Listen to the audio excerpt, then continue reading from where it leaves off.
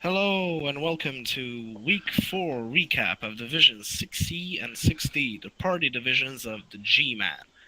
My name is Svaho. And I'm Hindus, and I think we're gonna start off with Division 6C. Yeah, so Division 6C. There are a lot of levels here. Should we start off by the leaderboard, follow it down from first to last, or should we just look from the way that it's already made by the game? Well, let's go by the game.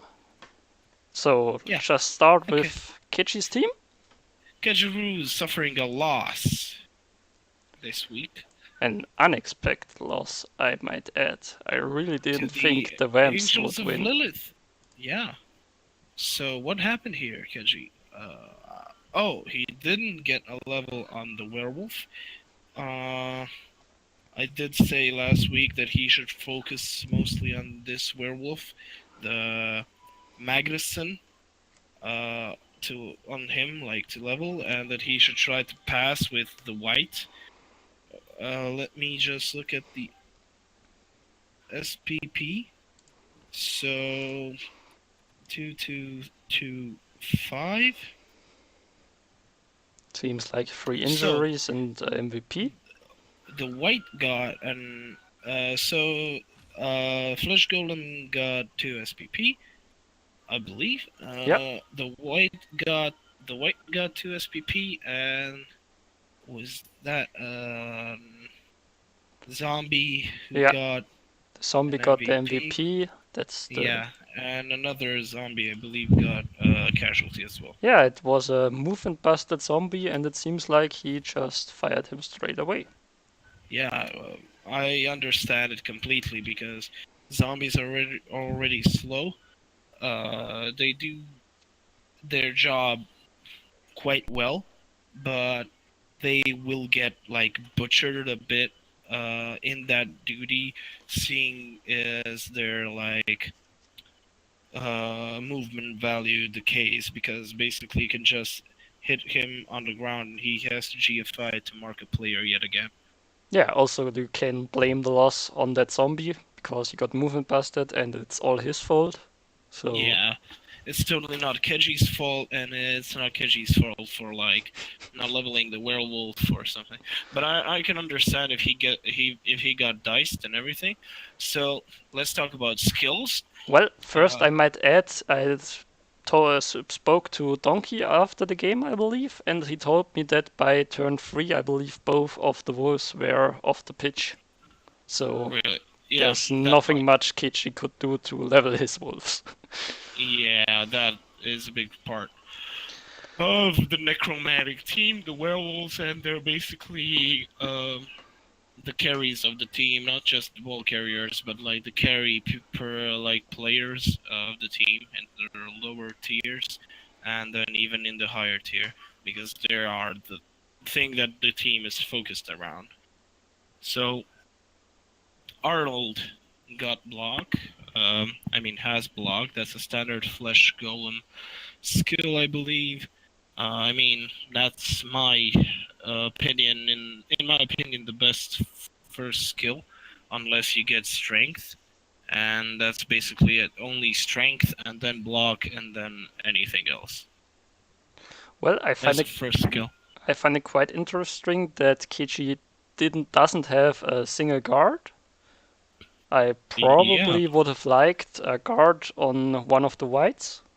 actually, Keiji told me that his whites are usually like they usually get mighty blow, and they're usually like killers. But I believe that he's going to turn Osius into a mighty blow tackle guard player, or a mighty blow guard tackle player, and he's going to probably get Hydro mighty blow.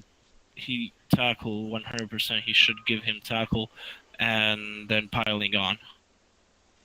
And the wolves are also meant to be like killers, I believe.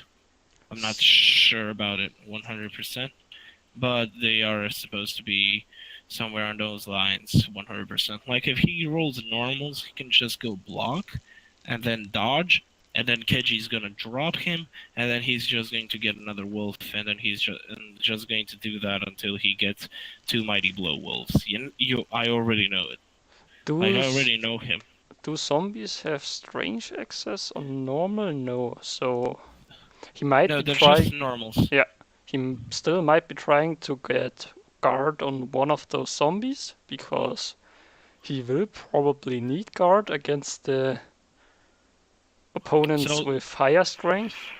yeah, doubles on doubles on the zombies are basically always going to be guard. And if it's block guard, like these two guys are already block, and if they get doubles, and if it's block guard, you're in a really good position. Flesh Golem's another player that's going to get guard 100%. The other guy that's on 0 SPP, he's just going to get like block and then guard. This guy's going to get block and then guard again. Yeah. The white, I guess one white with guard is pretty good already. So like he doesn't have to fear a lot. And then if both the werewolves actually turn into killers and stuff, you already know like he's just going to get a ghoul to carry the ball, seeing as if nobody else is just going to be good enough to carry. But yeah, that's basically it. His team is in a fairly good position. He is 3-1-1. He 301 this season. And yeah, Yeah, I think he's still on the top of the table. So he is still on the top of the table, but yeah, everybody's played except Yas, who's currently playing. So if Yasunada wins, if Yacinda wins, he could actually take the top position if it's based on touchdowns, I believe. I'm not sure, but we'll have to see that to be 100% yeah, sure. maybe later they will have finished their match and we can see how the table shapes up then. Shall we move on to the webs? Oh, hello, Falmu, and Organized Crisis. Hope you have fun painting. So, let us get to the United Scarab Emirates. Okay, let's go to the Camry. Blitzraw got a level up, tackle, probably. If it's not double. And even if it is double, like if it's a double jump up could be good, but like I'm seeing basically tackle or piling on, depending on who he's facing in the future. And well, like this week is basically like okay, just Pamperfoots. So like Angels of Lilith piling on would be pretty good there. On like to kill the thralls, and then he's facing a Choff team, and then he's facing a Dark Elf team. So yeah, I believe that piling on this dude, and then tackle instead of tackle and then piling on could basically mean a lot for him. Seeing as he could level actually in one game yet again if he gets lucky with the casualties. Yeah, I think I watched the Herringswords game on YouTube and I think that Blitzrock got normal rolls. So probably it's gonna be the decision between piling on and tackle. Yeah. I myself am not the biggest fan of piling on. I would prefer to have the Blitzer standing because he's the piece with the most mobility on the Camry team. So Yeah. I would probably go tackle before piling on. But that might just be Yeah. my opinion. Yeah, well, I was like looking at more like, okay, he has already got one tackle piling on dude. So if he just goes piling on this dude, he'll actually have a better time than versus vampires who he's facing next, because vampires don't really have a lot of dodge. Yeah. Thank you, Organized Crisis, for the follow. Okay, so we'll just have to see it.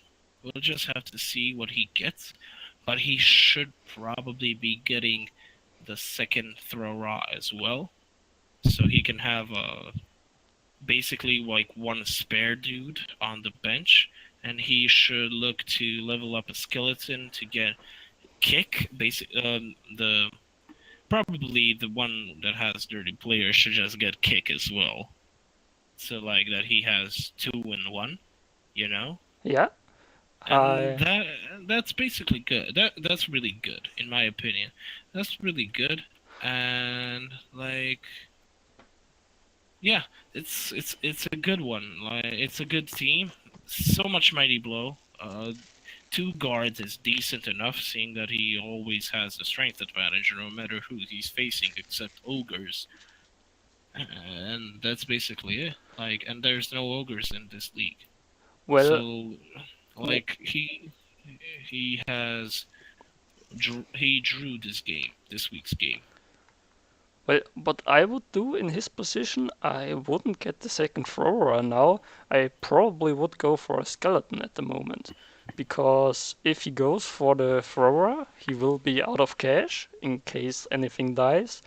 And with the skeleton, he has a bench of 1 player. He can put his 30 player to use, and he won't be in that much trouble if something dies, because then he still has 40k left. So throwers are 70k, Yeah, blitzers are 90k. And he has 80k. So if he gets a skeleton. If he gets a skelly, he is basically on 40k. If he gets a throw raw, he's on 10k. yeah. And then we're like, okay, he's on 40k. If he wants to get a throw raw, he needs to roll a 3 to get to that 70k, right?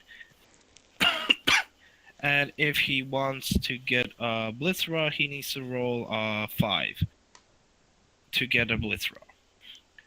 And well, he by his play, usually the blitz raws and the throw raws aren't really even touched, and we ain't going to even touch on the 100k for the Tomb Guardians, because no matter what, the Tomb Guardians are the priority to replace.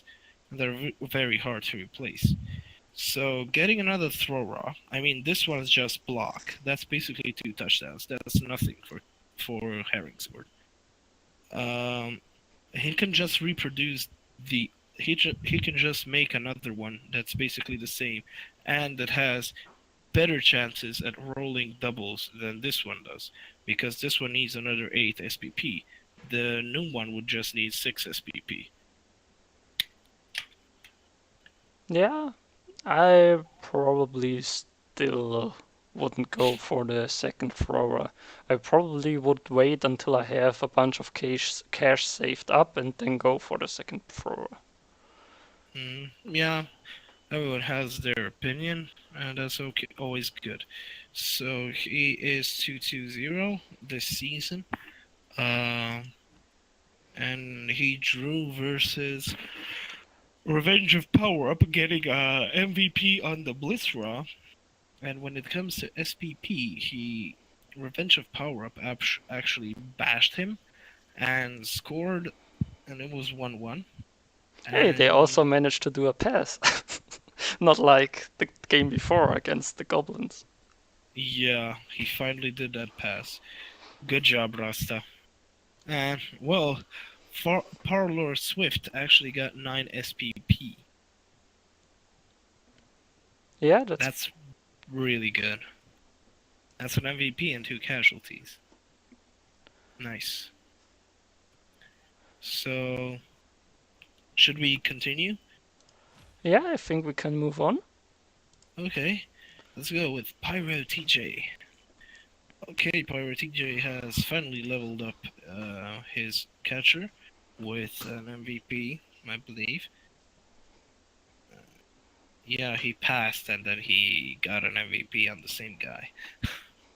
Okay, right? Did he get an MVP on the same guy?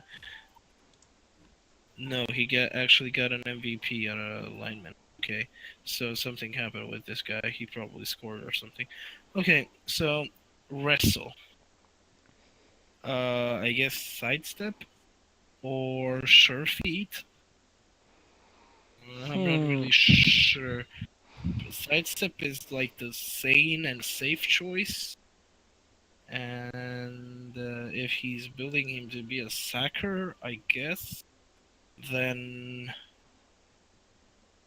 strip ball or tackle are both good. Probably tackle. Yeah, I would probably go tackle because he already has a strip ball, and if the opponent has sure hands, it won't do anything. So I think tackle would be more useful. And then we have the big Juan that's still standing on strength 7 and grab. He got tackle on Juanke, on Wanka, basically. He got tackle on him, and he's so close to level up dodge this one. And I really hope that he gets something that's actually good this time and not just another normal skill, because he's just going to get tackle, and that's basically going to be it for dodge this one. Uh, linemen or linemen, they aren't really leveled up. Yeah, he has two dodge linemen, which are useful, but Yeah, the important thing on Wood Elves is always the positionals. I agree. Totally. Well, he also has 120k cash. That's interesting. What would you do with the money? Because There's always the option of the third, but they are wood elves, they don't really need it. And there's always an option of the second catcher, but that kind of makes them a bit more fragile because you need to another positional to defend. But basically, another catcher could mean more power actually to the entire team, seeing as that catchers are so fast and he could basically have another scoring threat. he is facing the Revenge of the Power up next, so Yeah, he's facing Revenge of Power Up, which is chaos, but yeah, Rasta said they don't really he doesn't really expect them to be bash teams like the chaos. He isn't going to build them as a full out bash. So and they aren't full out bash because they're still fresh, basically. Um, so all he needs to worry about is actually his armor 7 and not mighty blow and tackle and stuff like that. yeah, I think that's probably still a matchup for me where I wouldn't get the catcher at the moment. I probably save up the cash for now and maybe get the catcher next game. After the Yeah, next game. that's also an option. I mean, there's always something to do with his money, but it's not quite sure because he can actually save it. Then if he gets to like, let's say he gets to 150 or a bit over 150, like 100, just dump the 60 or actually keep the 60 because it ain't going to do anything. The 10k he can keep it. And then when he gets 200 or something like that the next game, he can actually enhance his stadium to level 2,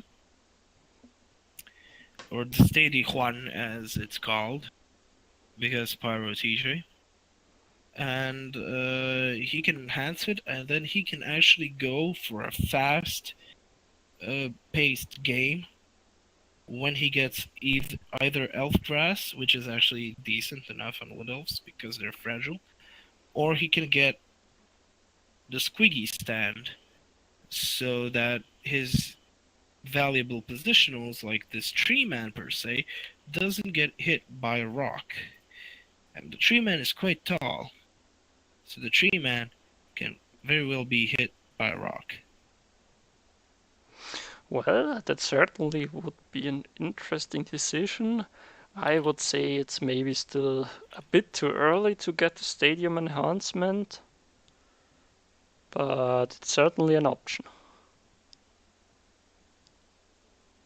It's a tricky decision to think about what he's gonna do with his money.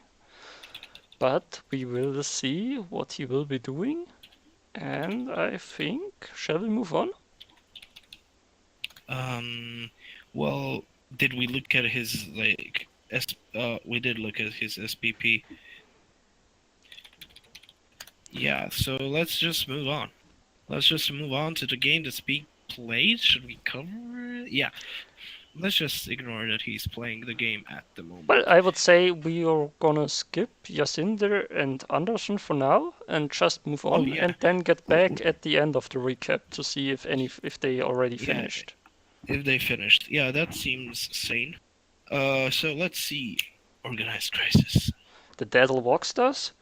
I think he mentioned in chat that he wants to be made fun of because of how bad he played the game.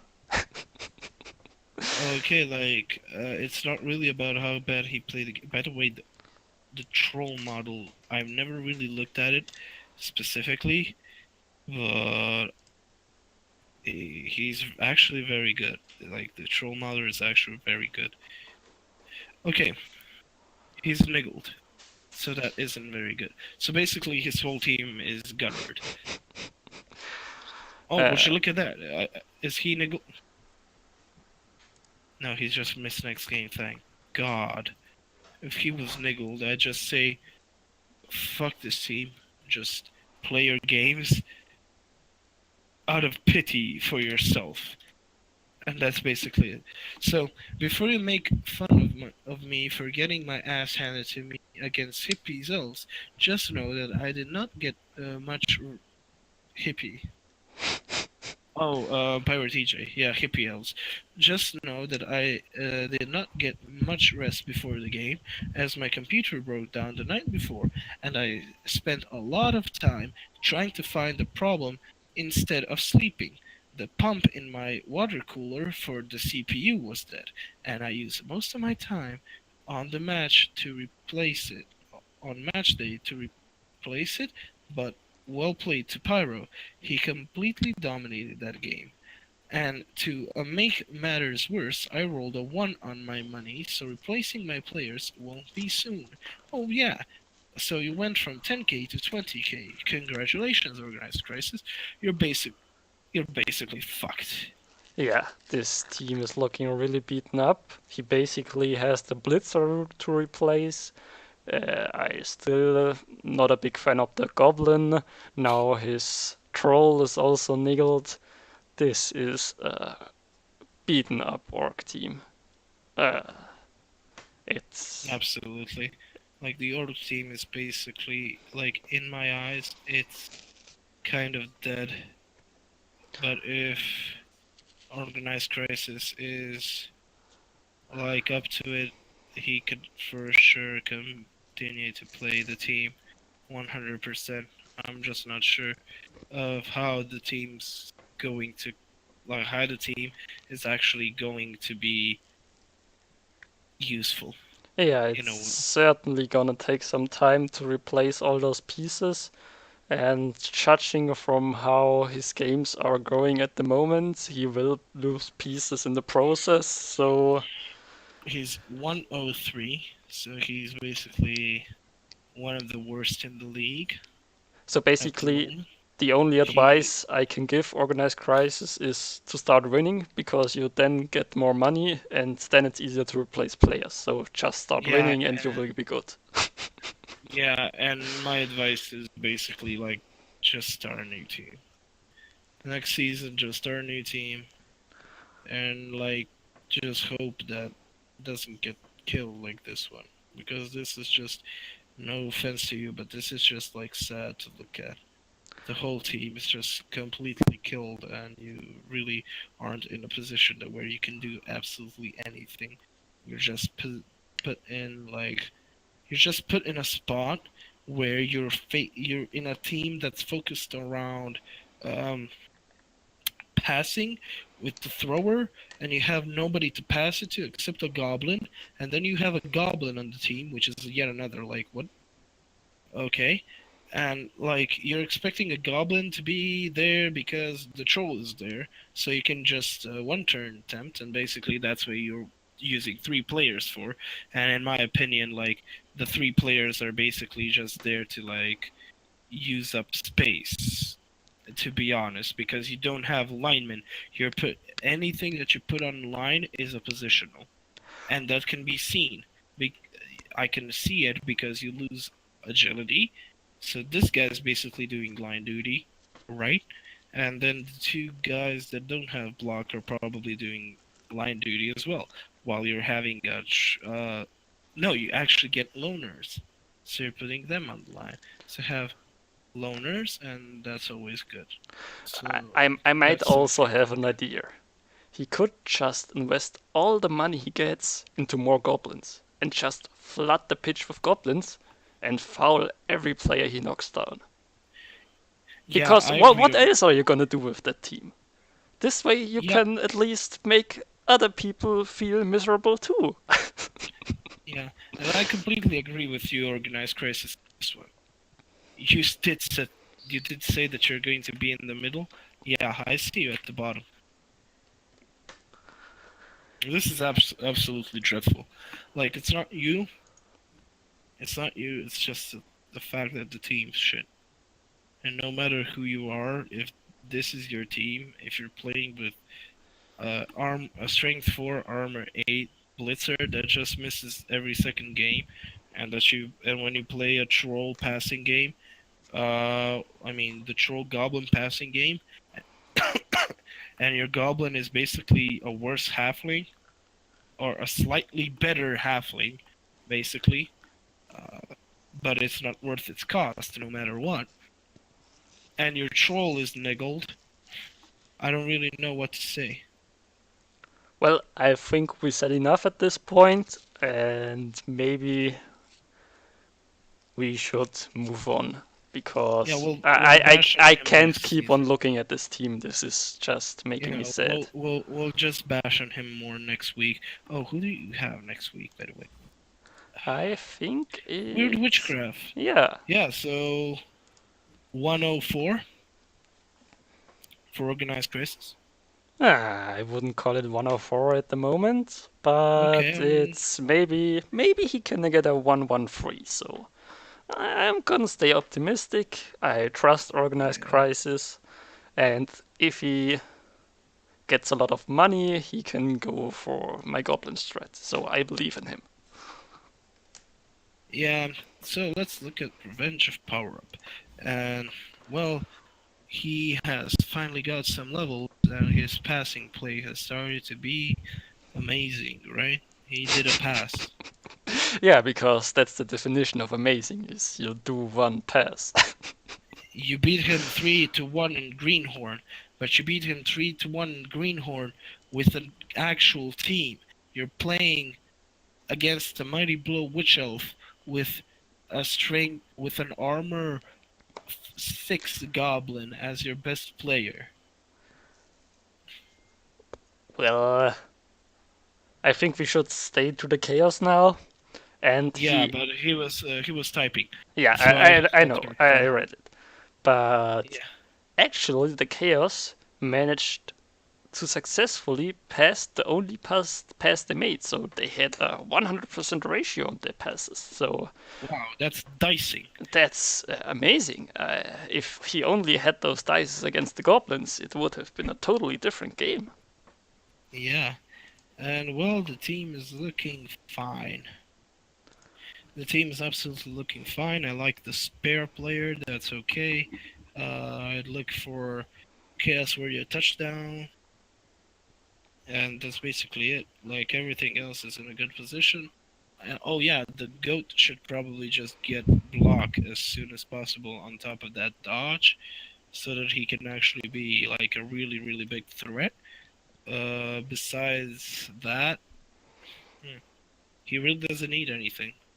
His team is in a very good position. He has 30k, so basically, yeah, he got the GOAT, I guess. And oh yeah, he got Rimulgoros because you can see it from the names, right? Yeah, Yeah. but why would he break up his naming pattern? It doesn't seem like a loner because he has OSBP. Yeah. I mean, I like Um. that there's one game I maybe can pronounce on the team, but Yeah, that's interesting. actually the best part of like I think that the guy will team. actually be my favorite player now on the team. Go Yeah. Remoul Gors. Yeah. Absolutely. Well, the rest of the team is actually looking really good, except for the Dutch Casper, and I see him actually You continue. still haven't been able to deal with that dodge on the Chaos Warrior, have you? Nah, You just can't accept it. yeah, he drew this week versus Herringsword. Which is a decent result, I think. Yeah, it's absolutely decent, seeing as like Herringsword was the guy with the upper hand with the ton of like 6 mighty blow dudes. So yeah, that was actually quite good. Like the draw there was actually quite good. And let me guess, Ratsta. When you see this, when you hear this, did you lose? Did you just draw? You were able to win it, right? And then you drew because you made a pass. Yeah, but the only pass he made was a good pass. So maybe Hmm. that's the reason he drew. Maybe that's the only reason he drew. Yeah, maybe. You never know. Although, like, it's a Chaos Warrior pass, so it might be just like a pass for the sake of passing and like setting him up for an lucky MVP. Yeah, it's always good to have an extra SPP. You just don't want to lose the game over it. Absolutely. I mean, it's in a decent, like, they're in a decent shape, and they really don't need much. The club is really good, like, the team is really good, and I see them continue this way because, like, they did lose to Goblins, just to, like, bring that back up to him. They're facing back to square one. So I don't know if he's going to win that one. Probably not, in my opinion.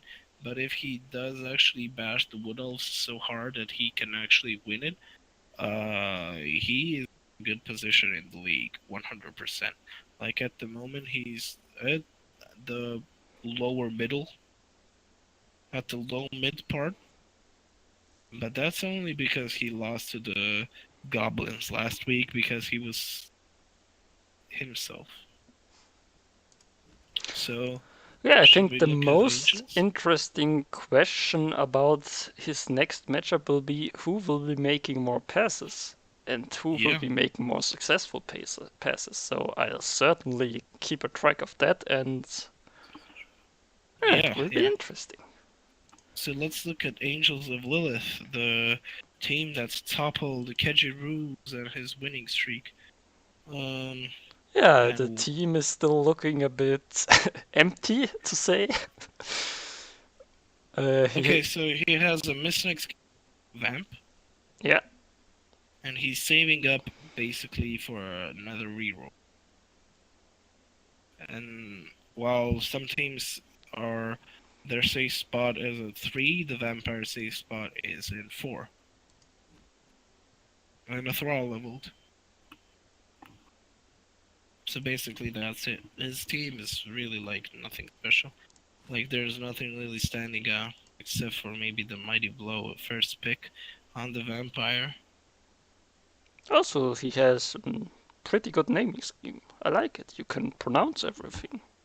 Yeah, unlike Loratsta,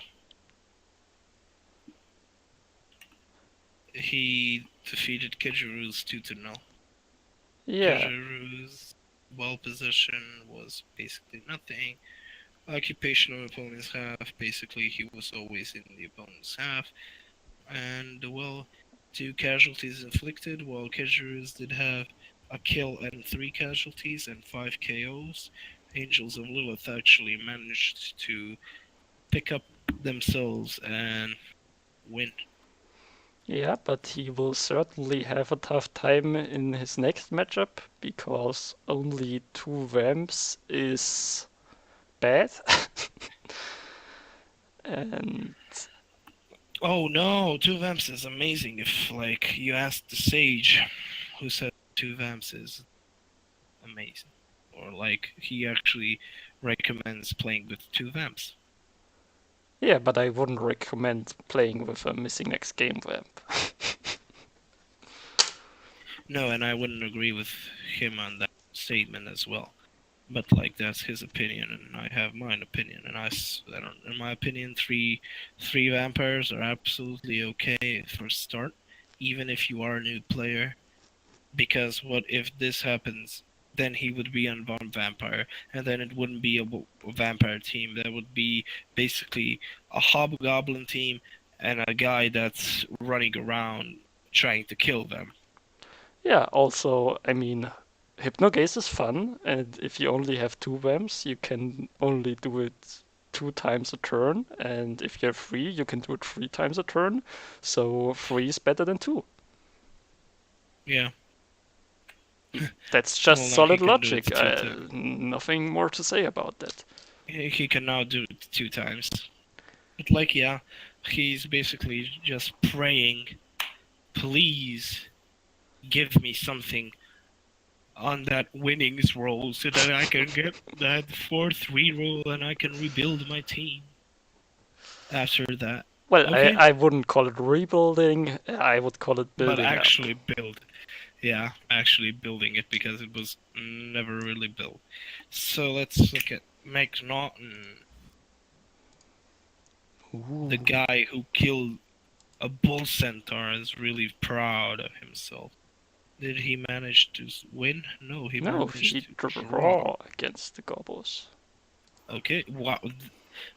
I don't know what Toast Guy is doing, but he has to teach absolutely everybody in the rookie league how to play goblins.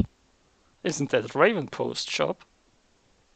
I I think. don't give a fuck, but Toast Guy's basically just doing everything. He beats Chaos, he ties against Chaffs, and like he's in such a good position that for goblins that I can't even imagine. It's going to basically like dwindle. It's going to disappear, but still, you have to be impressed with his season start. Well, let's stay with the Highland Avengers for now. He managed Yeah, to level absolutely. up a Bull Center. He got Claw on the Chaos on Pussycat Man because, oh my god, Pussycat Man. Yeah, that's going to be fun every week. Claw, absolutely fucking disgusting. Bull Centaur, probably block, or is he going to be one of those that takes break tackle first, or sure hands, or maybe he rolled a Ah, double, or maybe he rolled a double and he's just going to go for a passing play and get catch on them. he certainly has options. By I the way, please don't do that, the catch thing. I'm just joking. do it, In case, do it, do in it. case any new players are watching, catch on the bull center is basically hell. Yeah, Please you don't do should it. probably just go dodge, because Yeah. Swaho is a big fan of dodge. Dodge on both centaurs, unlike Chaos Warriors, is actually viable and good because they're good positionals. But it's Uh, first skill. Hmm. yeah, so he's the agility player of the team. Well, I actually He is. prefer dodge as first skill on a Chaos Warrior over dodge as a first skill on a Bull Centaur. You're doing more dodge things on Bull Centaurs than I are on Chaos Warriors. Not necessarily. I mean, if you have break tackle, then sure, but as first skill? Yeah. But like basically block break tackle is the essential core of the Bull Centaurs. And then after that you're basically stacking up things on top of it. And well, another player that's really good when it comes to Bull Centaurs is Big Easy, and Big Easy's Bull Centaurs are absolutely beast. He has agility and he has blodge break tackle. So his Bull Centaurs are basically amazing, in my opinion. So did he pick up the break tackle before the agility? Because... Before dodge. No. Okay. But like, yeah. It doesn't matter for now. It really doesn't matter because that's G-Man 2. And we're on G-Man 6C. So, okay. The Bull Centaur looks to be in an okay position. The other one should probably level up soon, I hope. For McNaughton, at least. And, like, yeah. And why his team is really looking good. He's starting to actually get a team that's worth it.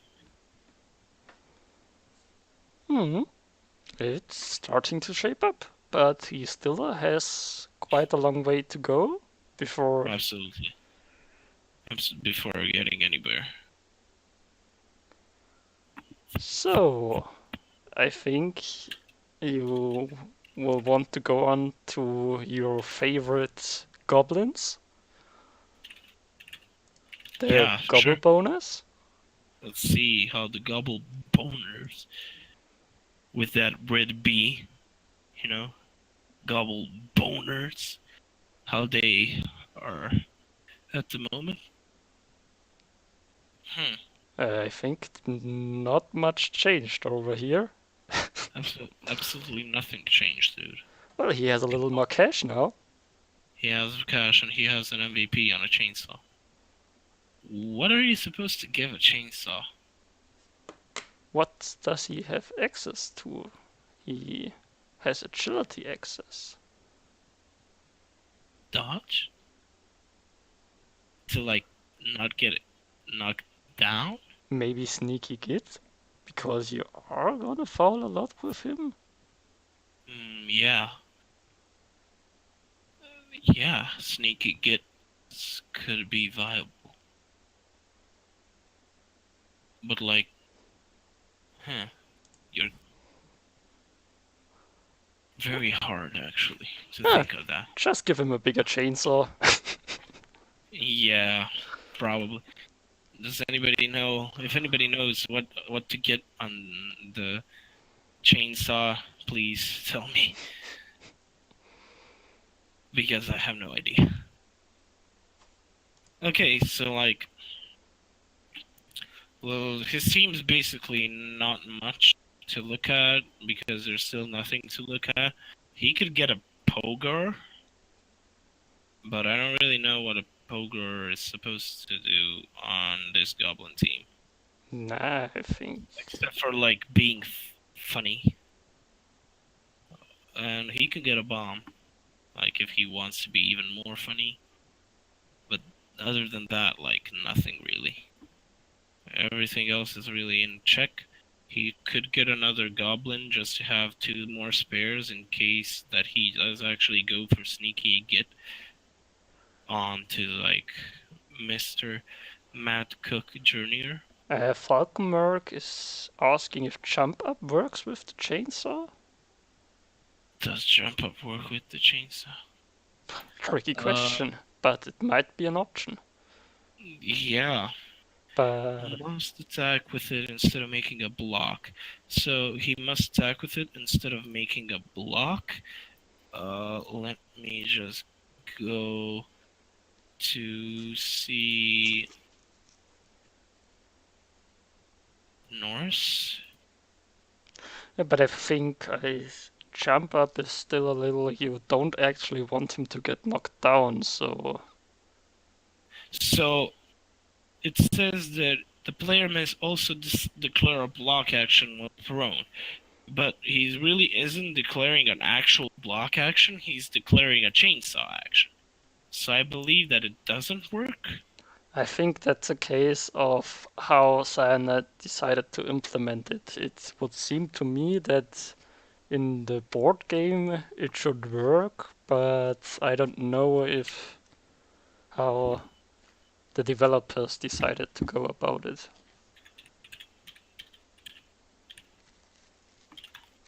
Yeah, I'm really not sure. This is more of a squiggy or somebody that's like experienced that question, like more experienced than we are. So yeah, this one's a hard one. This one is absolutely a hard. Who is an actual goblin coach? Ravenpool, I think, is a fan of goblins. He might Uh, know. okay, I'm just going to ping him in Discord, so let's see if he can answer later on. Well, I think we should be done with the gobble bonus, besides the chainsaw level up question. So, do you want to go to the leaderboard now, or shall we wait for the end to go over the leaderboard? Where are they? What do you mean? Where are... I mean, it feels redundant because yeah, if he goes down, he's most likely like yeah, but if he isn't injured, because I've had games where they don't get injured at all, so like there's that. So yeah, I'm not really sure. Let me just look at Yacinda and where Yas is at with his game. He is on turn 10. So, and it's 0-0, but Yas has the ball, and he has kind of got the upper hand in a way. Like, actually, the Choffs are in a really good position, to be honest, at the moment. And I'm really not going to spectate it right now. Let's just continue. Yeah, I think we Like, just go to the leaderboard and shall we say Jacinda's probably going to win that one? Just to see how the leaderboard would shape up. Or let's see what the try. Let's just go over the leaderboard, I would say. So yeah, sure. Keiji is You want to have a shot at? Yeah, go first.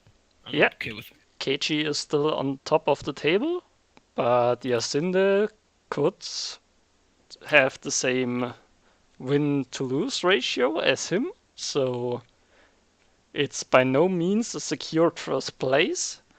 And also, just 1 point behind him is Herringsworth's Camry with 2 wins and 2 draws.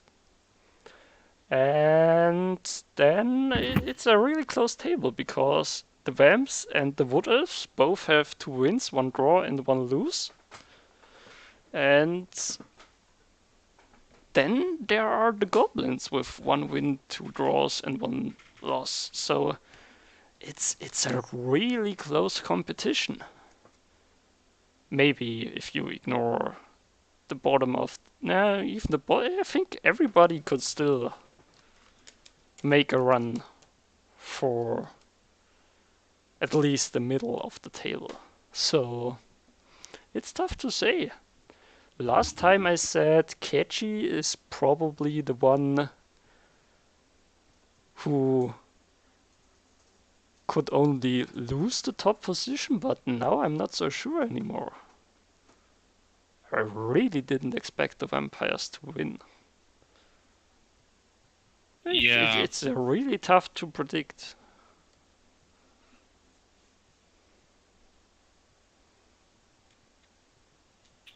What's your opinion? Okay, so Kejiru's lost this week, and he didn't go 4-0. And if he did go 4-0, he'd basically like lock in his first position no matter what for at least 2 more weeks. But now he can already lose the next week if Camry beats their opponents. And Camry is playing so Angels of Lilith. So if Camry beats, I'm basically going with Camry on that one, no matter what, because no matter how big of a upset victory Angels of Lilith did over Kejerus, I believe that they will not be able to do it 2 times in a row. So Herringzord can actually go over Kejerus next week unless Kejerus beats his opponent for next week, and Kejerus is playing the Highland Avengers. So the Highland Avengers, of course, the team of McNaughton, and McNaughton is 8th, but McNaughton has started to gain some control over his team and his play. So so we could see actually something come out of it, and might actually see a draw there. But I'm still going to give it to Kejerus no matter what. So Kejerus is in a position where okay, I'm first. I'm first at the moment, but as soon as I draw or as soon as I lose, I'm third or fourth. Yeah, basically the top half of the table could all be in first place after next week.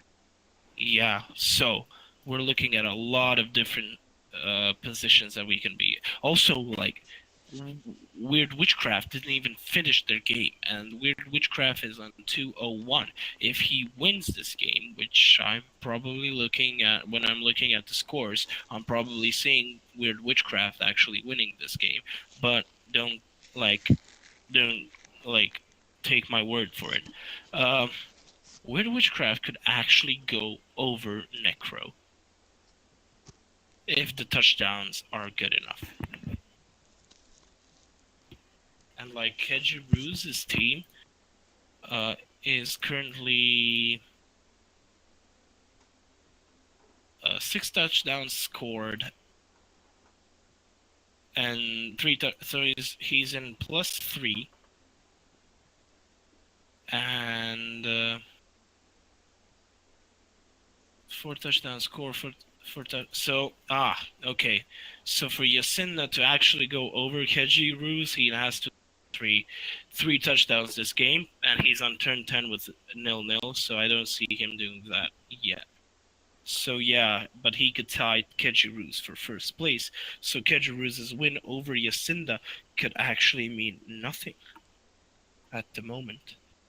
Well, how does it work in Rebbl? Does the head-to-head come first, or does the touchdown difference come first? I'm really not sure, but the head-to-head should probably be the most reasonable one to come first, in my opinion. But like, that's up to Metal and the boys, whatever they want. But yeah, Keji is an admin. He can make it, so it benefits him no matter what, you know. So yeah, they're all in a very good position.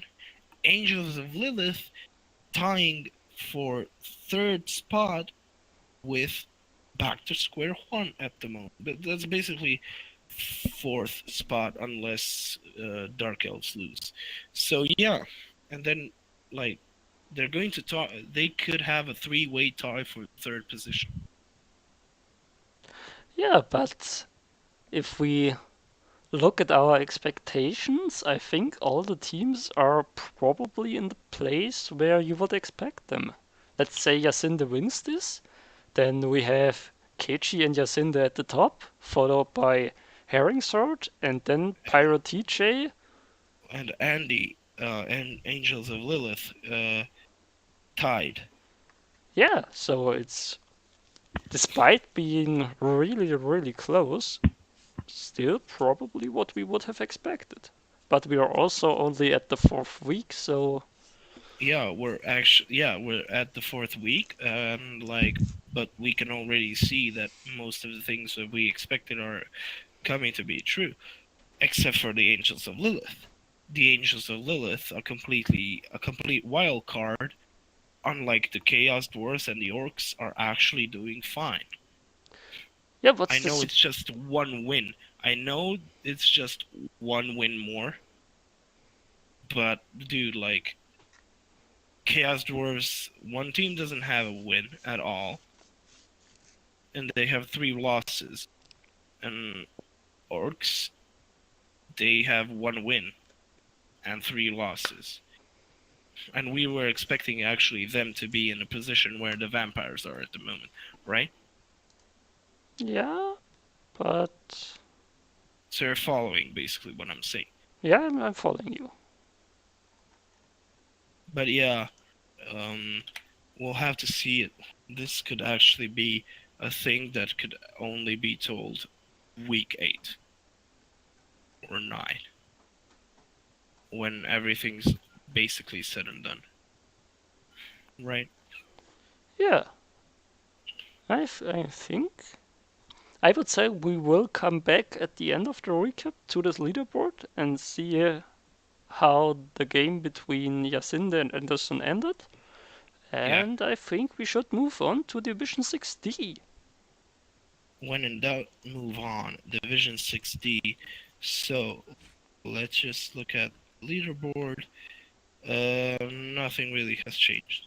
So, what I would start off with is I had The Fly talked Lord to servant. Keiji about the count and thralls, and he told me that the coach decided to quit the league because he had some real life issues going on and also wasn't really enjoying his VAMs. So now it's only a 13 player division. Uh, so yeah, at least he could have leveled up Victor Vampire, because now I'm going to get agitated every time I see there's a level up on a team. Okay. Yeah, so we lost a guy week 3 to, well, something that's probably out of his hand, real life, and to basically not having fun. And that's the worst part. If you're not having fun playing the game, yeah, I'm very sorry, but that's just how the game is at times. Let's just start with Flylord Servants and let's see how they are doing. Ant-Man. He Man, managed Drew, to get a draw against the Underworld team, did the we say that Kingslayers. probably? We did say that it's probably going to be a draw, right? Yeah, I'm pretty sure we predicted that one. I'm just gonna say it now because if not, who cares? So let's have a look at this team. I think didn't there's no They, change to last week. yeah, They these lost. teams basically just do nothing. He lost a Like, Rota, I'm pretty sure. oh, yeah, like, But okay, so statistic wise, 1 kill, but wow, Flylord Servants had 2 kills inflicted. ooh, it will be interesting to have a look at the Kingslayers. But let me just look at Nurgle's Rot. So, uh, when this player kills an opponent during a Blitz or Foul action, the infected opponent becomes a new key rotter. The opponent's strength Yeah, cannot but exceed but 4, I and he think cannot have decay, regeneration, or stunty. yeah I So think basically killing. Stunty is the issue because he probably killed Underworld Yeah, Goblins. I wasn't 100% sure on the stunty. That's why I had to look it up. Um, he had 2 kills and he had 4 casualties and 1 KO. That's a freaking murder. because Kingslayers, like, they basically had half a team coming into this one, right? Yeah, I think. I'm also looking at the report. It seems like the Dead Rotter stole the MVP. Oh, Yeah, you don't want to see that, especially as Nurgle. Oh. but you do want to see the you don't want to see Robespierre getting actually the MVP. Skaven Blitzer Yeah, with an MVP, absolutely fucking that's great. that's the best thing you can hope for. Yeah, these guys are the stars of the team. Well, he has two Nurgle warriors, just one injury away from leveling up. Also, his Beast of Nurgle is really close to leveling up. His Pastigar is close to leveling up. After next game, his team could be looking really, really good. I say pass with the Pestigore to a Rotter, probably the 5 SPP Rotter, Yeah, then probably try. just to the other Pestigore. He has a Pestigore with Yeah, one's just score away. when I was like looking at how can who is he playing next? Let me just see who's playing next. So we're looking at Victims of the Sun. Okay, so he's playing versus Bertone. That could be a tough match. I'm not sure. Yeah, I probably wouldn't overdo it on the passes against So he should just Bretonians. he should just vanity pass uh at the end of the game, like at the end of the game or at the end like of a drive if he was scored on or something, and just level up that Pestigore and get Mighty Blow on him. And like if he can get best scores to score, he can like get another block Pestigore. He can actually go with sure dodge or any of stat ups are actually amazing. Like movement, strength, and agility are really good on Pestigores. So yeah, he is very good. He is in a very good spot. Yeah, also And he will have enough cash to get the next reroll after the next game, which is yeah, also really, oh, really, really helpful as Nurgle. you do realize where this team can actually go. Like he can actually get, let's say they're all normals. So 70k from the team reroll because it's basically half the price, you know? Yeah, 20k Beast of Nurgle level up possibility. 20k Nurgle Warrior possibility to level up. 20k Nurgle Warrior possibility to level up. We're at 60k from just skills. Pestigore possibility to level up 20k. That's 80k. Rotter could actually level up 100. and Pestigore the other Pestigore. And with the could team also reroll, we will end up at an extra 9. 190k team value. Yeah, dude, That would that's be a a big jump. that's like almost that's 20k, I believe, short of 14k or 14,000 team value. I want to see that Wow. happen. I hope that happens, especially, dude, if an MVP falls on a Rotter or anybody, or like, hopefully on a Nurgle Warrior that just does a random cast somewhere, he can actually get to 14k to 1.4k team value. Yeah, also if he just rolls one or two or three doubles, that could also get him to the 140k mark. Yeah, damn, this team. God damn, this team could actually. That's the Nurgle turning point. They get a team reroll. Their skills that their SPP that they grinded in from previous games just kicks in like that. And I wouldn't even call it a turning point because his record is actually pretty decent with 1-2-1. I'm calling it a turning point not because of his 1-2-1 record, but because of the fact that Nurgle are shit. and that it is actually a turning point from shit to to probably decent. I like how you said probably decent. Yeah, because you're just going to get block and a guard piece and like mighty blow or something like those lines.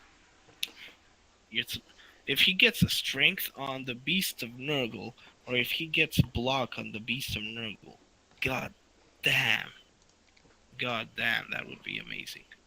Ant-Man, make it happen. Please, Ant-Man, if you're watching this, please make it happen. You're in such a good position right now with early game Nurgle that it's great. That is crazy. Full Metal still didn't play his games. Quality Rebbl admin. And let's go to Hollywood Marshall, who also has a really good record and who listened to me and got a catcher. Yeah, but he didn't get a win. He actually lost against Team Fantastic. Yeah, but it isn't something that he should beat himself on because he is playing against Chaos, who are just kind of a better team at the early stages than Kislev, and he's also playing against Jimmy Fantastic, who had like a ton of mighty blow to face off versus uh, these jumpy boys that we have on display over here. Also, Michael J. White, if I may just put in a plug, he was Black Dynamite. I don't know if you know the show Black Dynamite and the movie, but he's doing another show, another like movie, and I'm so freaking hyped for it. It's coming out this year. So like, let's just look at this team. Block already set up on the answers. Very good. Catcher, that should probably aim to score very fast and level up. But then again, if Tony actually gets the level, that's even better. Because wrestle on an agility guy that has very long legs. You know? Yeah. Is just very, very, very good. And yeah, like this team is in such a good, also in a good position to just do a big swoop. Uh, he has one, two, I'd say three, 2.5, maybe 3 players that can actually level up next game. Yeah. He probably can get the vanity passes on the lineman to level them up. Yeah, fairly easy in my opinion. Especially like if you're in a position where you just got scored upon and like you can waste that 8th turn of like just doing nothing but blocking and do a pass as well. But he is facing the Bash Buddies next. I think that will be a tough matchup for the Kislev, so... The Bash Buddies, yeah. Necro. Necro is just a better team than Kislev, in my opinion, in, like this team value. And maybe even later on as well. Probably. So yeah, he is going to have a hard time. But if anything, if he loses, he can actually look at it like he had a chance to level up 2 players with vanity passes. Yeah, he definitely can get some development out of it if his players don't decide to die. Yeah, let's hope they don't. So let's see how Claude Morans actually is. They are coached by Hut, and I think there's a Beastman Nothing. missing, but nothing else. Yeah, there is a Beastman missing. They drew their game versus... Whoa, they didn't play their game. Oh, they haven't played yet. That's why nothing happened. Yeah. That certainly makes sense. They haven't played their game versus... Yeah, they have the count and throws, so they will get a bye week. Oh, yeah, the counter thralls. Yeah, that's a bye week, so that's a win. That's How did they do it? Is it 2 MVPs It's 2 MVP and a score. and 1 score? Okay, I'm okay with it. Yeah. So the Mino could level up if it's really lucky. The Lord Slugtongue can level up if he's really lucky. Skillabone can level up. Doctangor can level up. Actually, Yeah, Lolagor that, can that level up. there are A lot. actually a lot of good targets for the MVPs to fall on.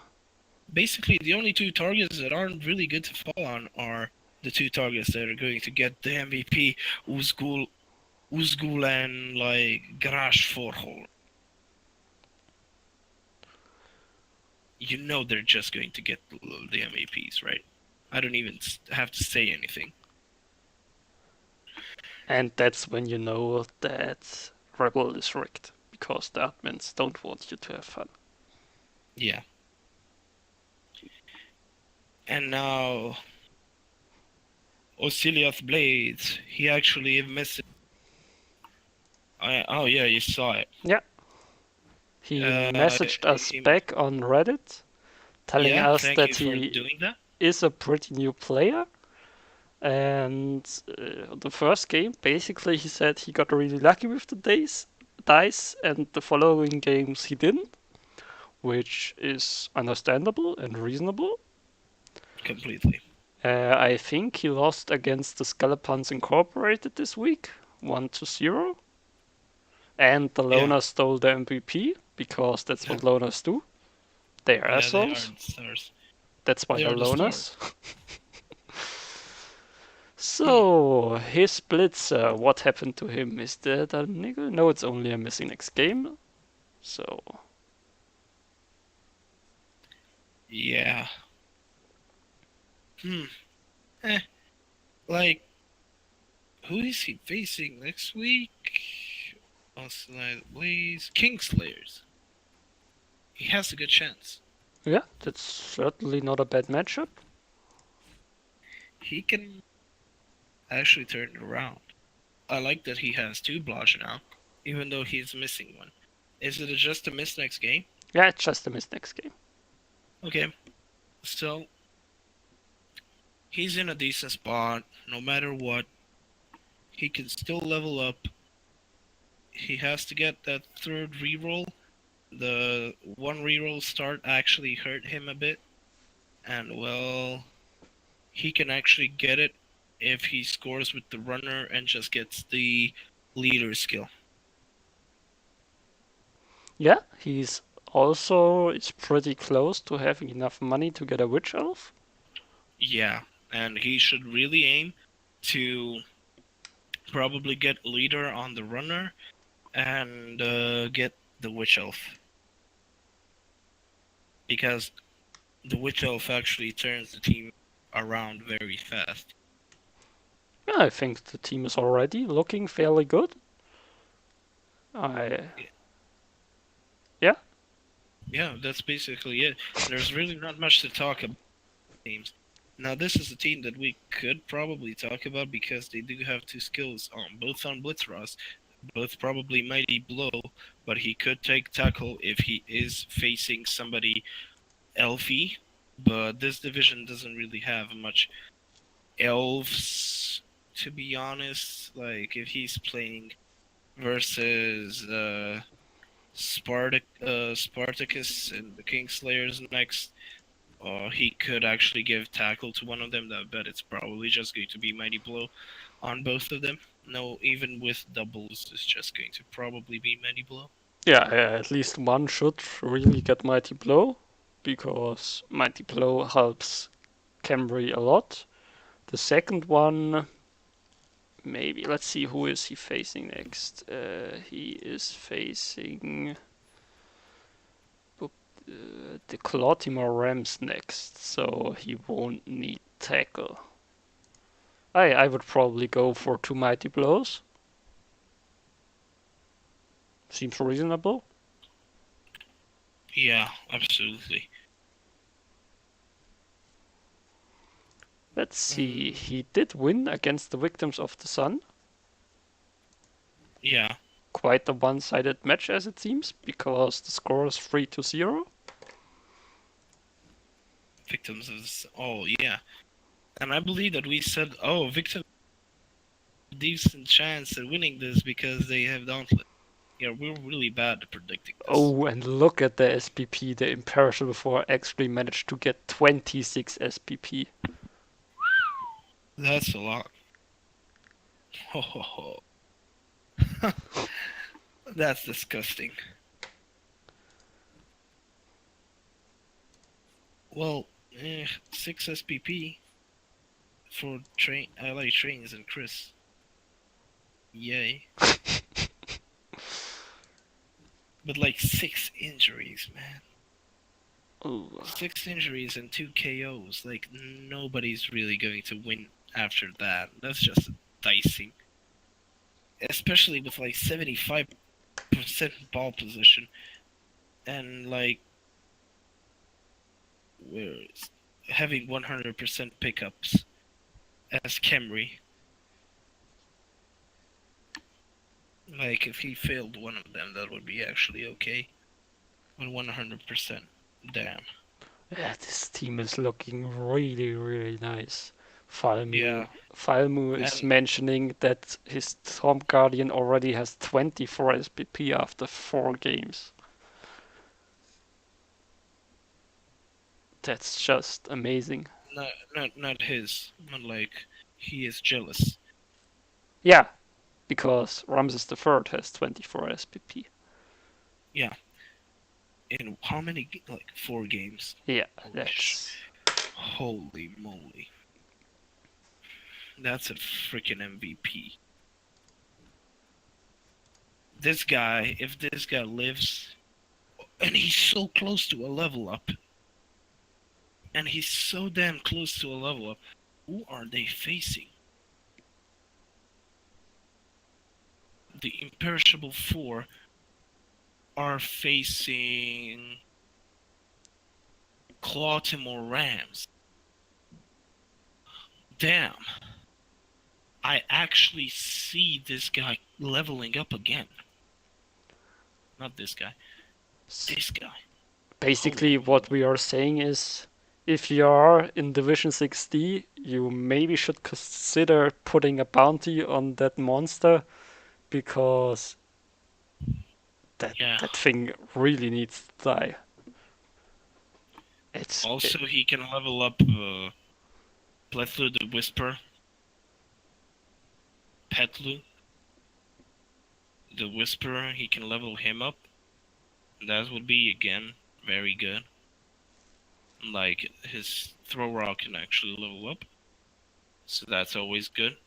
And he can actually aim to level up Tim yet again, so that he can get a fouling piece, and that would be amazing. This team is really looking good. Yeah, this team is disgusting. They Even are though they like also don't have much. Yeah, imagine if they did Greenhorn, and you come in and you see a guy with Mighty Blow and Guard, and 24 SPP after Greenhorn. so basically what Herring Sword did, because his Yeah, team was also looking disgusting after the Greenhorn Cup. but this is a division where everything's fresh, and after 4 games actually, and you have this guy just parading around, you know that something's good. That something's going wrong for you if you're facing him next. And let's look at Amazing Men. I think they haven't played yet this week. Oh yeah, they didn't play. So that's why nothing is different. I think. And they're playing They're playing the Crematorium Crew. Okay. Let's go with Berserk and the Bash Buddies then. The Bash Buddies! They managed to win! Woo! I told him he's gonna do it. And Mighty Blow. Yeah, if you they actually beat the other Necro. The 187. Yeah, and if you remember from our preseason look at the teams, I actually predicted to Berserk to do pretty well, and Yeah, he's starting to live up to it. So that's because I pumped him up last week with my motivational talk, and I love Exhibit. Like the fact that Exhibit is a zombie, I love it because he actually is. Okay, so like Snoop Dogg, dude, Mighty Blow, yeah, that gets you high, no matter who you are. Wait, why does he only have 10k?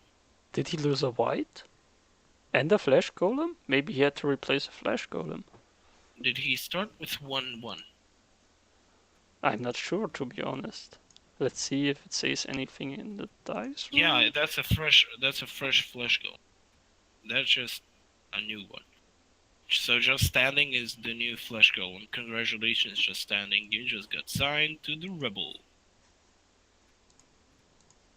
And he has block on the ghoul, so if the ghoul levels up this time, he can actually give him sure hands or sidestep, and that ghoul can actually be very, very good. Yeah, his team is looking good. He just needs to get enough cash to replace that white, Yeah, or that's just get the basic. second white, and Yeah. oof. If he gets the second white very fast, like let's say in basically 2 games, which is the fastest I think that he can actually do it in. This team is absolutely monstrous.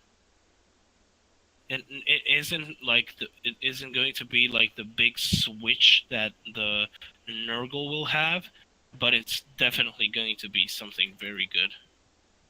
So let's just move on to the guy that he beat this week, Moondingo, and the 187. And let's look at this team, and let's look at him actually still not moving that white up to the top, and keeping a zombie where the white should be. And he still has that piling on zombie, which is just amazing. Yeah, he has a piling on zombie. By the way, for any of the Rebbl guys that are watching, it should be guard. Yes, you are correct, and you don't need to ask in advice. So yeah, he still needs a second flesh golem. He went with the white. He has 13 players. Damn. And well, he's in an okay position. Like, even though he did lose, like, his team is... Actually, no, he isn't.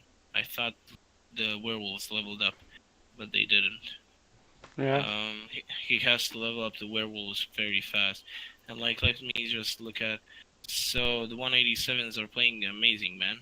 No offense to you, Amazing Man, but, like, that's an easy win for the 187s in my book, except, like... And they should probably be in a good position to play.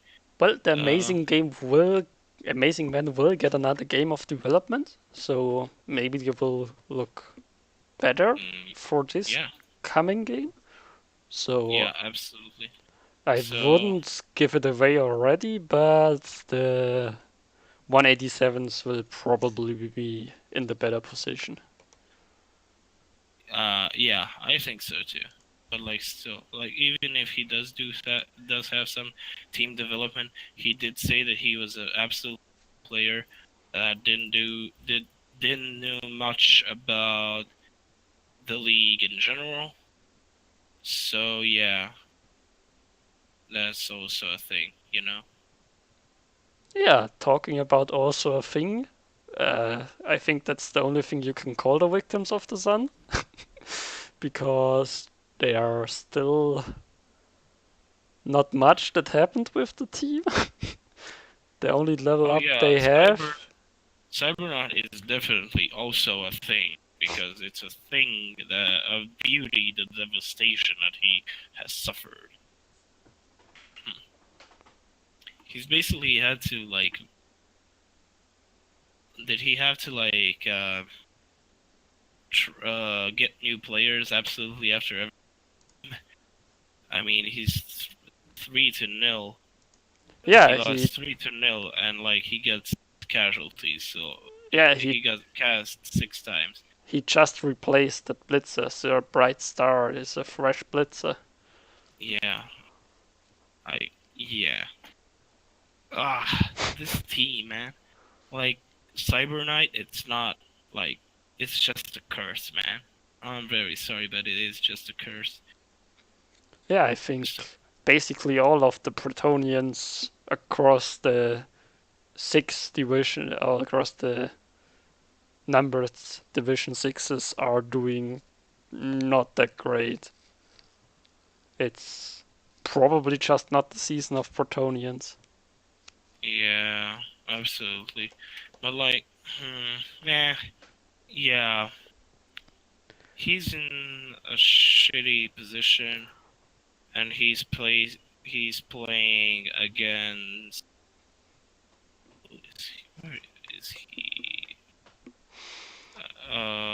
Where is he? Oh, Flylord Servants.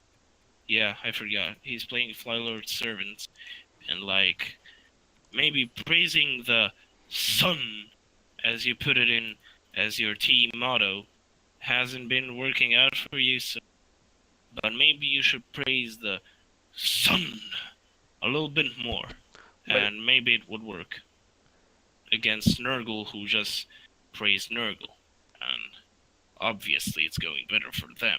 But I'm not saying anything, you know. yeah, also the next team, the Kingslayers, probably aren't praising the sun. Look No, at no, no. their team. Yeah, you just look at the like team screen. Yeah, they Where aren't the praising anything anymore. yeah, watch out for your heads. Yeah, you should probably tell that to your players because they aren't watching their heads. They're just injured every single week. I mean, what you can say, he has some pretty good looking Skaven Blitzers. Yeah, that's basically it. That's the team. That's the team. I have pretty good looking Skaven Blitzers, and I have 100k, and I can buy myself a Skaven and like have one goblin on the entire team that isn't a loner. But I probably still rather have those Skaven Blitzers than a full lineup of goblins who aren't loners. But it's looking rough for the Kingslayers. It's looking Yeah, rough. it's looking rough, but I hope that Spartacus like gets it together and gets something going on because this team like Underworld can actually get a really big like shot of win into their backs, and they can actually start killing and maiming and taming other races in this division, especially like Osiliath Blades, who are they are facing next, and they have Mighty Blow, so they are kind of ready. But like, let's look at Skelepons Incorporated, who has an agility blitz raw, and who has dirty player on a skeleton, and that's basically it. He doesn't have much, but he has just enough to make it work, Yeah, it's right? certainly not comparable to the other Cadbury team we just saw, but I still would call it a quite decently developed team after 4 games. Yeah, I love the agility free blitzer, and Yeah, having a dirty player is also great.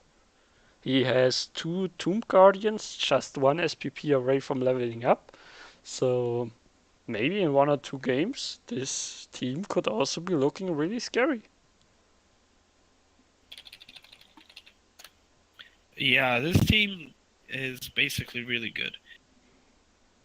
Yeah, Falmu, like, hmm,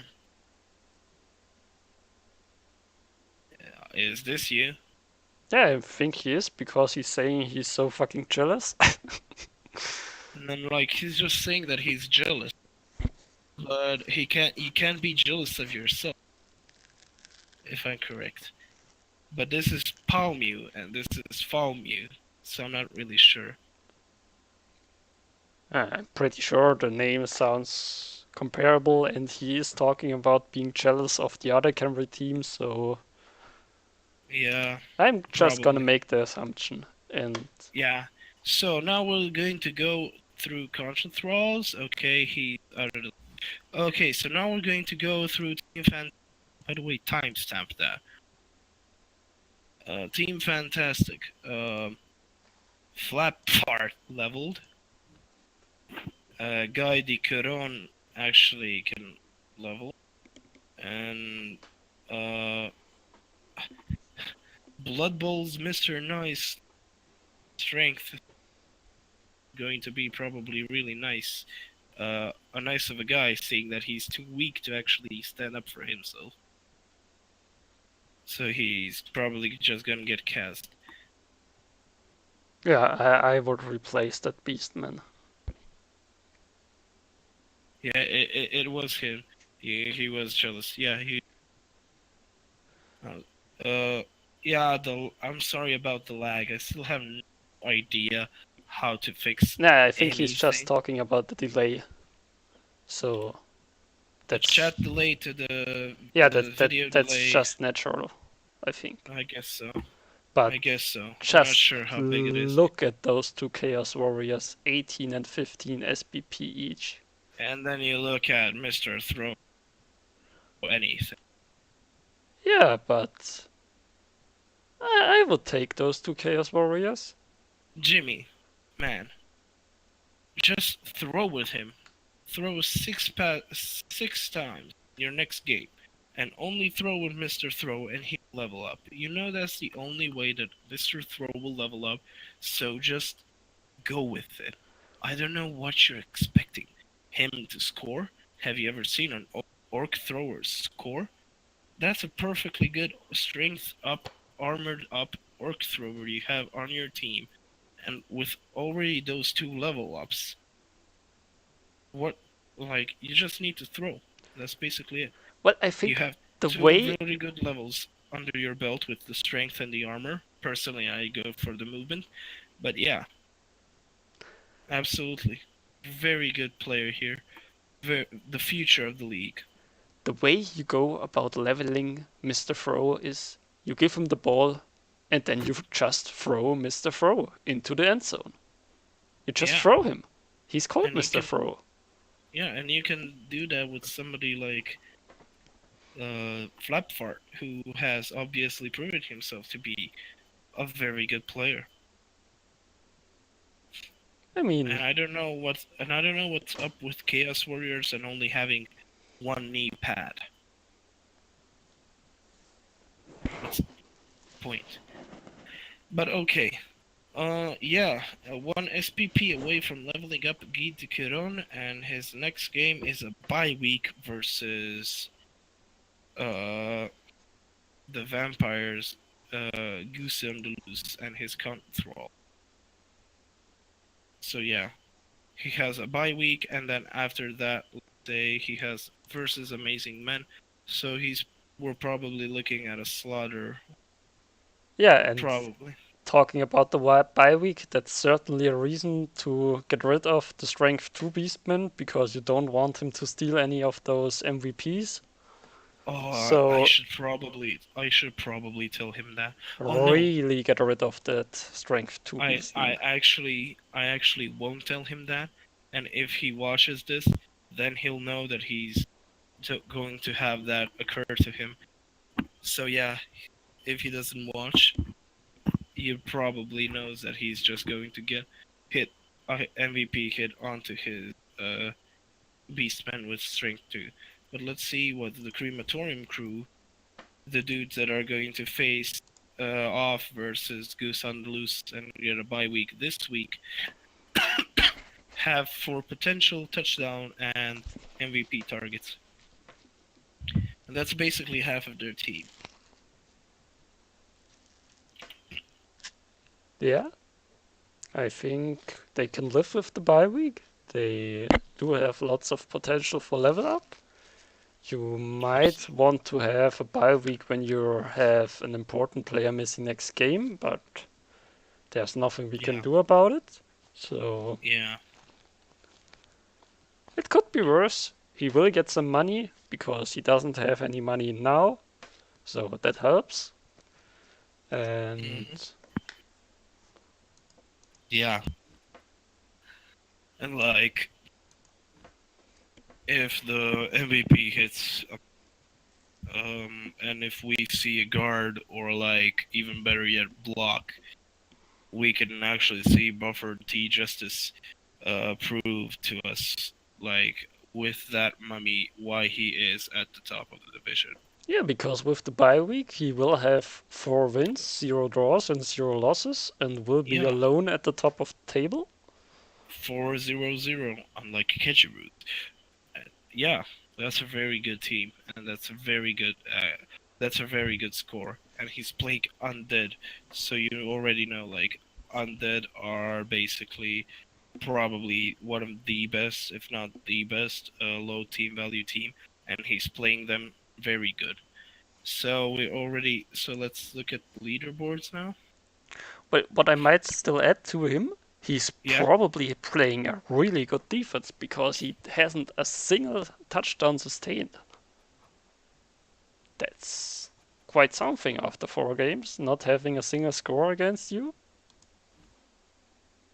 yeah, um, Yeah, we can go to the leaderboard now.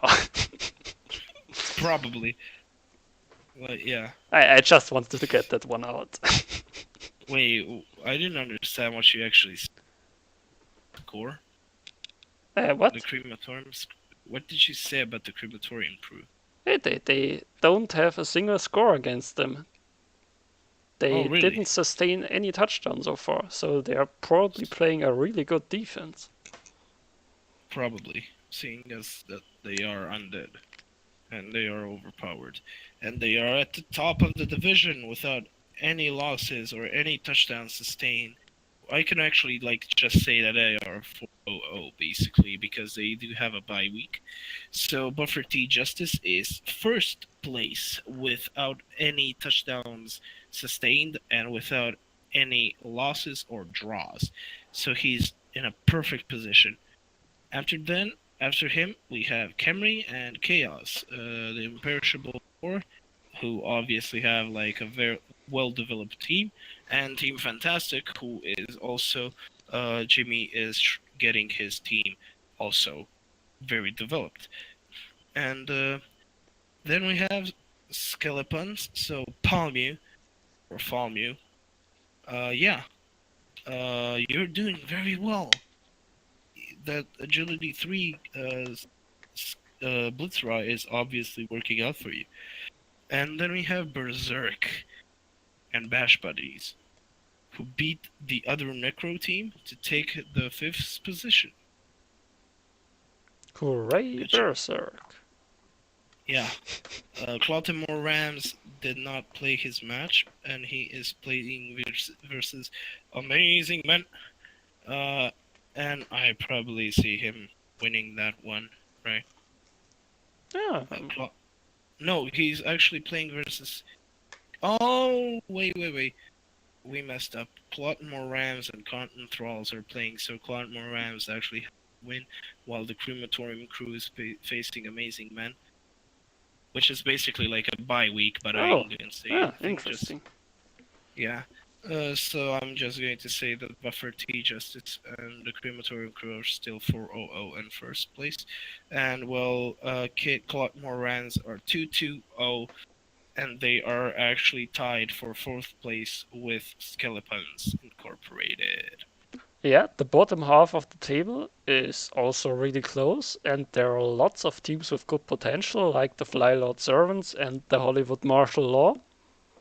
Yeah, and we already went over Flylord Servants and how much they can improve in just 1 or 2 games, and Kislev Circus and the Hollywood Martial Law, Falcon Merc can actually is tied with Flylord Servants for the position that he is in, and like those two teams are the teams that are actually quite bad at low team value, and you see them actually in the middle of the pack, while you see teams like Brett, Dark Elves, and Humans who are actually at the bottom. who are probably seen as better teams than both Nurgle and Kislev. So Yeah, they and are quite in a good position. yeah, it's also something that's telling me I think it's probably going to stay that way because if the humans, the Dark Elves, the Bretonnians not won't take the early wins and the Nurgle and Kislev get this development, they do have the better uh, chances to get the wins in. So I don't think they are gonna drop much on the table. Yeah, I also think that. And like, mm, they don't really like see anything else. I don't like this is basically how the division is going to be sorted for now, and then we might see the Nurgle spike, and we might see the fall of the Undead's power spike that they have early on, when they start facing actually like amazing teams later on, because the crematorium crew who they face so far is actually, yeah, the imperishable four. They beat them, they beat Bash Buddies, but Bash Buddies had a rough start. The imperishable four also had kind of a rough start, even though they do have that big ass uh, Tomb Guardian, and they beat the Auxiliath Blades. So they only beat by 1-0, so they aren't really dominating that much. They're just doing enough to win. But then again, like, you only need to have just enough to win. That's basically the name of the game. You just need to have just enough to win. Well, I'm Yeah, actually looking at that and saying a 1-0 most of the time is more impressive than a 3-0, for example, because if you win 3-0, it was probably at least to some point a dicing. But the 1-0 seems close. He has no touchdown sustained so far, so he's defending really well. That might be due to him playing undead, but he took some names in this division so far. So honestly, I don't see him dropping far. yeah, probably. But if he does play this game versus Amazing, and like he, I don't know why he wouldn't, but like if he does play the game versus Amazing Man, then we'll see how he actually does cope with somebody that's a lot worse than he is, because Amazing Man, yet again, I'm like bad to say to you, but you are basically the newest guy, uh, as well as Caracas in the team, and like Krakus, I already told you, you can just loop into my Discord, um, or like in my personal messages on Discord, and we can discuss um, Dark Elves together, and I can mentor you as well. Also, you should look up the Rookie League's mentoring program, and you should probably apply to it. And I will try to be your mentor. Though there are some Dark Elf players that are much better than I am, seeing as that I am 1-1-2 in G-Man Division 2. Well, I would say we go on to the last segment, the coming week, the schedule, and I would go about it this way. I'm just gonna ask you Kingsayers or Australia of Blades, and you just gonna give me a quick answer. So, Uh, Kingslayers or Australia of Blades? Kingslayers. Clawtimor Rams or the Imperishable Four? Imperishable 4. Hollywood Martial Law or the Bash Buddies? Bash Buddies. Amazing Men against the 187s? 187. And Flylord Servants against the Victims of the Sun? Flylord Servants. And Crematorium Crew against Skelepons Incorporated. Crematorium Crew. And I think you're gonna guess the last one because that's a bye week. Team Fantastic against Count and Thralls. Count Thralls. Ah, that's a good prediction. Yeah. So, who do you think? Kingslayers or City of Blades? Australia of Blades. Claude Morans, Imperishable 4? Draw. if that's allowed. Yeah, of course it is. I'm just like looking at it from a faster way to say it. Hollywood martial law bash buddies. Bash buddies. Yeah. Amazing Man 187. I'm gonna give it to the amazing man. I believe in him. Flylord Servants Victims of Sun. That's the Nurgles win Flylord Servants. Crematorium Crew Skeleton Moons. That's a tough one, to be honest. I'm gonna give a 1-0 to the Crematorium Crew because that's how they went so far. It would And be amazing to see him just win 1-0 absolute game. Team Fantastic Cotton Thralls. I'm gonna go with Team Fantastic. Ah. So, Well, okay. So let's just go back in time and see how 6C has been doing. Yasinide won. Yacinda, whatever he is called. Yas won. yeah, probably the expected one win for the Dark Elves, 1-0. Yeah, 1-0. Versus the Parakeets, and then the dead loner got the MVP. It wasn't even a live loner. The dead loner got the MVP. So the question is, for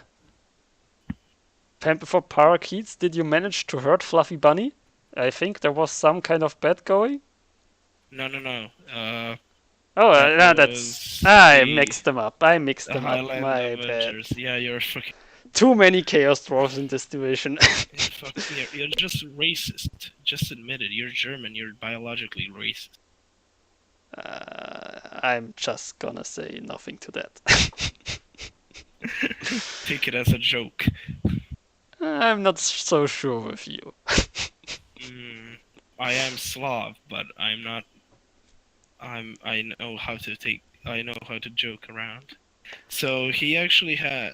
Wow, this is a whoa. So Weird Witchcraft had 2 kills, and Parakeets had 1 kill. So this was a bloodbath. And the Weird Witchcraft. 3 injuries to 2 injuries. Yeah. The Weird Witchcraft picked up another Witch Elf. Conjured Rose. This team is looking scary again after they got all their players back. Yeah, Conjured Rose. Yeah, they're actually looking very good. Like probably the best looking team in the division, in my opinion. Maybe. Yeah, I wouldn't call Maybe it the best looking, but they are up there. Maybe I'd give it to Herringzor, but like with Guard Mighty Blow and a Dark Elf team, you already know like that's kind of really good, right? Yeah, I certainly wouldn't call it bad. So yeah, Then he won, and he is tied with Bruce for the top spot, as we already said that. And now let's see, Anderson. Anderson has had a tough time, and he's lost absolutely every match he's been in. But he does have a decent looking team. He has a plus agility hobgoblin, a plus strength blocker, and he managed to level another hobgoblin. Also has 90k in the bank. He has some decent development. So but he has to wait for the Bull Centaur to get it. He has to get the Bull Centaur. Yeah, he has to. But if I'm Anderson, just take this season as development. Yeah. There's no harm. You don't need to win. I mean, maybe win a game or two because you don't want to have a 100% losing streak by the end of the season. Just saying. It isn't a shame. It isn't shame at all to lose, especially if you're like a new player. Absolutely. But like, I know how it feels. It feels shit, and like, I just like for you to have an interesting season and an interesting game. To play. if you have a look at his team, I would say if you take a sports movie, the new team loses at the beginning, and now he's at the point where the montage starts, the training montage. His player keep getting better, stronger, tougher, and And then yeah, the only thing left to do is take down the big guys, win a few matches, and make us proud next season. he's playing goblins next. This is your time to shine, Anderson. This is your time to shine, Anderson. Stop killing vampires and just go in and kill some goblins. And I mean, like, yeah, you're Anderson, but like, you still didn't kill the vampires. But I'm not going to say it. Yeah, I think now we covered all the teams after they played their game. One thing I should add, I was told, is that Rebbl will have a qualifying tournament for the World Cup. So if you haven't heard about that, have a look at the Reddit page. I think there should be something pinned at the top, and have a look at it. If you want to sign up because you only have time until the end of the month. Yeah, I'm probably not going. Oh, wait, no, I have to. Yeah, yeah, you should totally sign up and like represent Rebbl. Go all out, man. Was that hype enough? Yeah, let's just say that was hype enough. Thank you for joining us for our little weekly recaps. My name has been Svaho. And I'm Hindus, and I hope we will see you next week. And we are out. See ya.